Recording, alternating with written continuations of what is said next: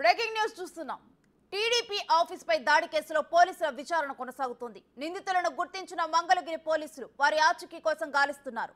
విజయవాడ, గుంటూరుకు చెందిన యువకులు, కార్పొరేటర్లు ఈ దాడిలో ఉన్నట్లు గుర్తించారు.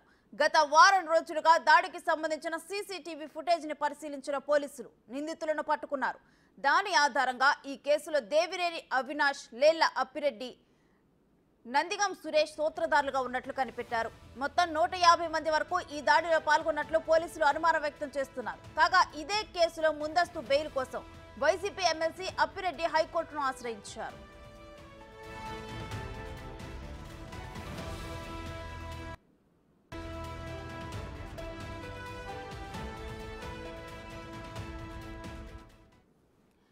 టీడీపీ ఆఫీస్ పై దాడి కేసులో పోలీసుల విచారణ కొనసాగుతోంది. అయితే దీనికి సంబంధించి ముందుగా కూడా ఇటు వైసీపీ ఎమ్మెల్యే బెయిల్ కోసం కూడా అప్లై చేయడం జరిగింది. అసలు కంప్లీట్ డీటెయిల్స్ ఏంటనేది మా ప్రతినిధి శివాని అడిగి తెలుసుకుందాం.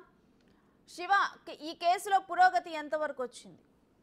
మొత్తం మీద చూసుకుంటే తెలుగుదేశం పార్టీ కార్యాలయంపై జరిగిన దాడికి సంబంధించి కూడా పోలీసులు శరవేగంగా దర్యాప్తు జరుపుతున్నారు. ఇప్పటికే మంగళగిరి, గుంటూరు నగరానికి సంబంధించి దాదాపుగా 7గురిని పోలీసులు అదుపులో తీసుకొని కోర్టులో హాజరుపరిచారు. మరి కొంతమందిని కూడా ఐడెంటిఫికేషన్ చేసే ప్రయత్నంలో ఉన్నారు. దాదాపుగా ఈ కేసుకు సంబంధించి 150 మంది పైగా పాల్గొన్నట్లు కూడా పోలీసులు గుర్తించడం జరిగింది. ఈ కేసుకు సంబంధించి కూడా గుంటూరు ఎమ్మెల్సీ లేళ్ల అప్పిరెడ్డి అనుచరులు, అలాగే రాష్ట్ర యువజన విభాగం, విద్యార్థి విభాగం అధ్యక్షుడికి సంబంధించి ఎవరైతే ఉన్నారో అధ్యక్షుడు చైతన్య నేతృత్వంలో కొంతమంది పాల్గొన్నట్లు, అలాగే బాపట్ల మాజీ ఎంపీ నందిగం సురేష్, ఆయన అనుచరులు, అలాగే విజయవాడకు సంబంధించిన విజయవాడ తూర్పుకు సంబంధించి వైసీపీ నియోజకవర్గ ఇన్ఛార్జి దేవినేని అవినాష్, కృష్ణలంక, రాణిగారి తోటకు సంబంధించిన పలువురు యువకులు ఇందులో పాల్గొన్నట్లు కూడా పోలీసులు గుర్తించడం జరిగింది. వీరి కోసం ప్రత్యేక బృందాలుగా ఏర్పడి గాలింపు చర్యలు చేపడుతున్నారు. మరొక వైపు ఎమ్మెల్సీ లేళ్ల అప్పిరెడ్డి ఈ కేసులో తనకి ముందస్తు బెయిల్ ఇవ్వాలని చెప్పి కూడా హైకోర్టులో నిన్న ఒక పిటిషన్ దాఖలు చేశారు. ఆ పిటిషన్ ఈ రోజు విచారణ జరగబోతా ఉంది. అయితే ఈ కేసులో అప్పిరెడ్డికి బెయిల్ వస్తుందా లేదా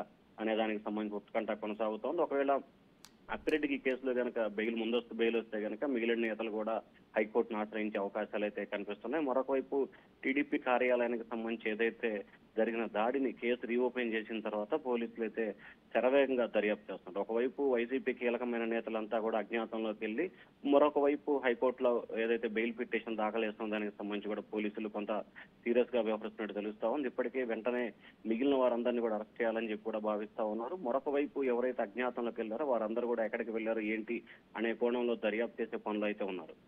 థ్యాంక్ యూ శివ.